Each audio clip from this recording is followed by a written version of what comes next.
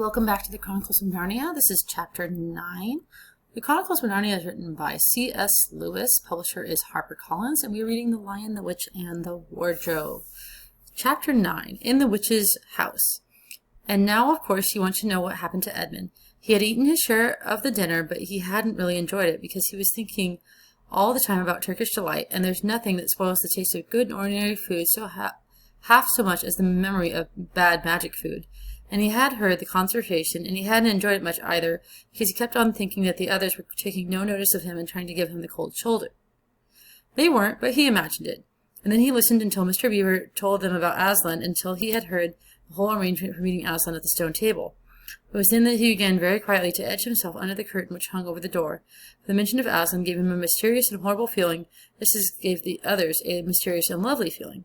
Just as Mr. Beaver had been repeating the rhyme about Adam's flesh and Adam's bone, Edmund had been very quietly turning the door handle, and just before Mr. Beaver had begun telling them the White Witch really wasn't human at all, but half djinn and half a giantess, Edmund had got outside to the snow and cautiously closed the door behind it. You mustn't think even now that Edmund was quite so bad that he actually wanted his brothers and sisters to be turned into stone. He did want Turkish delight, and to be a prince and later king, and to pay Peter out for calling him a beast. As for what the witch would do with the others, he didn't want her to be particularly nice to them, certainly not to put them on the same level as himself, but he managed to believe, or pretended he believed, that she wouldn't do anything very bad to him, because, he said to himself, all these people who say nasty things about her are her enemies, and probably half of it isn't true. She was jolly nice to me, anyway, much nicer than they are. I expect she is the rightful queen, really. Anyway, she'll be better than that awful Aslan. At least that was the excuse he made up in his own mind for what he was doing. It wasn't a very good excuse, however, for deep down inside him he knew that the White Witch was bad and cruel. The first thing he realized when he got outside and found the snow falling all around him was that he had left his coat behind in the beaver's house, and of course there was no chance of going back to get it now. The next thing he realized is that the daylight was almost gone, for it had been nearly 3 o'clock when they sat down to dinner, and the winter days were short. He hadn't reckoned this, but he had to make the best of it, so he turned up his collar and shuffled across the top of the dam. Luckily it wasn't so slippery since the snow had now fallen, to the far side of the river. It was pretty bad when he reached the far side. It was growing darker every minute, and what with that and the snowflakes swirling all around him, he could hardly see 3 feet ahead. And then, too, there was no road. He kept slipping into deep drifts of snow, and skidding on frozen puddles, and tripping over fallen tree trunks, and sliding down steep banks, and banging his shins against rocks till he was wet and cold and bruised all over. The silence and the loneliness were dreadful. In fact, I think he might have really given up on the whole plan, and gone back now, and owned up and made friends with the others. He hadn't said to himself, hadn't happened to say to himself, when I'm king of Narnia, the first thing I shall do will be make some decent roads. And of course that set him off thinking about being a king and all the other things he would do, and this cheered him up a good deal. He had just settled in his mind what sort of palace he would have, and how many cars, and all about his private cinema, and where the principal railways would run, and what laws he would make against beavers and dams, and was putting the finishing touches for some schemes for keeping Peter in his place when the weather changed. First the snow stopped, then a wind sprang up, and it became freezing cold. Finally the clouds rolled away, and the moon came out. It was a full moon, and shining on all that snow, it made everything almost as bright as day, only the shadows were rather confusing. He would never found his way if the moon hadn't come out by the time he had got to the other river, the river he had seen when they first arrived at the Beavers, a smaller river flowing into the great lower one down. He reached this and turned to follow it up, but the little valley down which it came was much steeper and rockier than the one that he had just left, and much overgrown with bushes, so that he could not have managed it at all in the dark. Even if it was, he got wet through, for he had to stoop under branches, and great loads of snow came sliding off into his back. And every time this happened, he thought more and more about how he hated Peter, just as if all this had been Peter's fault. But at last he came to a part where it was more level, and the valley opened out, and there on the other side of the river, quite close to him, in the middle of the little plain between 2 hills, he saw what must be the White Witch's house. And the moon was shining ever brighter than ever. The house was really a small castle. It seemed to be all towers, little towers with long pointed spires on them, sharp as needles. They looked like huge dunces' caps, or sorcerers' caps, and they shone in the moonlight, and their long shadows looked strange on the snow.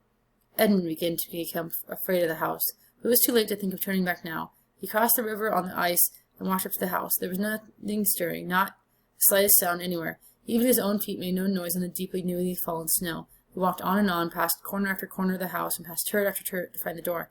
He had to go right round to the far side before he found it. It was a huge arch, but the great iron gate stood wide open. Edmund crept up to the arch and looked inside the courtyard. There he saw a sight that nearly made his heart stop beating. Just inside the gate, with moonlight shining on it, stood an enormous lion crouched as if it was ready to spring. And Edmund stood in the shadow of the arch, afraid to go on and afraid to go back, with his knees knocking together. He stood there so long that his teeth would have been chattering with cold if he had not been chattering with fear. How long this really lasted, I don't know, but it seemed to Edmund to last for hours.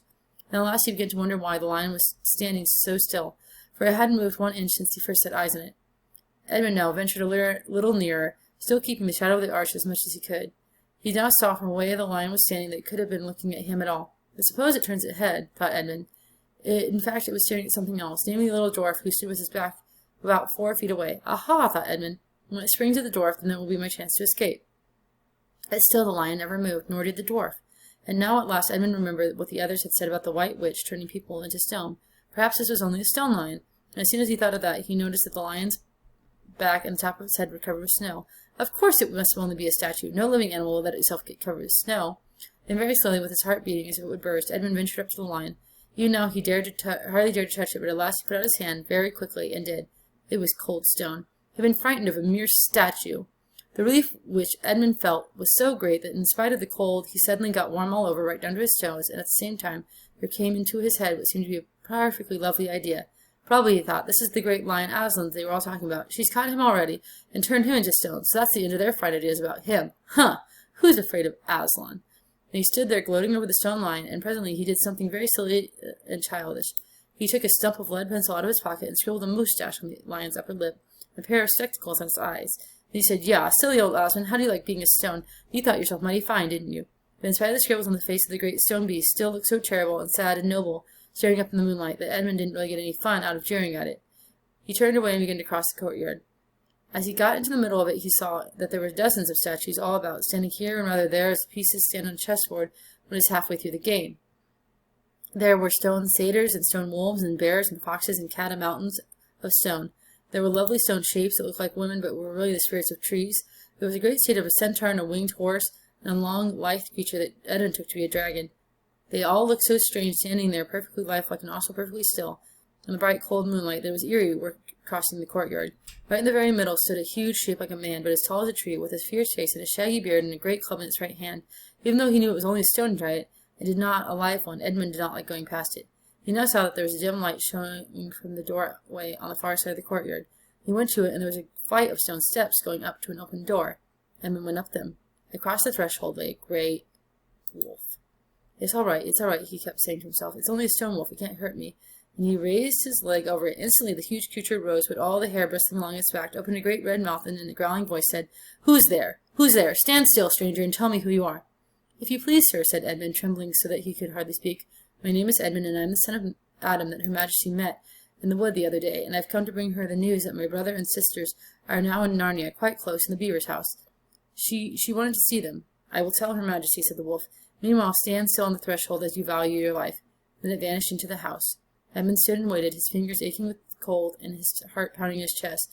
And presently the grey wolf, Margrim, the chief of the witch's secret police, came bounding back and said, come in, fortunate favourite of the queen, or else not so fortunate."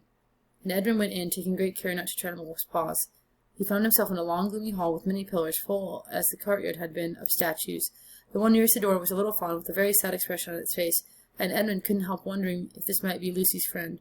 The only light came from a single lamp, and close beside this sat the white witch. "I have come, your majesty," said Edmund, rushing eagerly forward. "How dare you come alone?" said the witch in a terrible voice. "Did I not tell you to bring the others with you?" "Please, your majesty," said Edmund, "I've done the best I can. I brought them quite close. They're in the little house on the top of the dam just up the river with Mr. and Mrs. Beaver." A slow, cruel smile came over the witch's face. "Is that all your news?" she asked. "No, your majesty," said Edmund, and proceeded to tell her all that he had heard before leaving the beaver's house. "What? Aslan?" cried the queen. "Aslan, is this true? If I find you have lied to me." "Please, I'm only repeating what they said," stammered Edmund. The queen, who was no longer attending to him, clapped her hands. Instantly the same dwarf whom Edmund had seen with her before appeared. "Make ready our sledge," ordered the witch, "and use the bells without harness."